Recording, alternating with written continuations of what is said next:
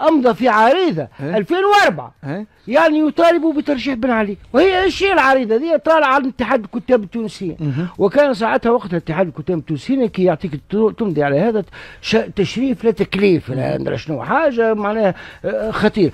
وهو هذايا بوعرب مرزوقي وأمضى على العريضة اللي مضيت فيها هنا، بيعرف عطوه وزارات قال باش ما تغلوش الوبش الكبير الكذاب بالسفيه، اعطاه اللي كتب مقاله ابو يعرف المرزوق. هنقول لك هذا وانا نشرته له في مجله الحياه الثقافيه ونشر في القدس، ويطالب بن علي للنوبه الخامسه يقولوا هو نوبه الخامسه او الرابعه ساعتها.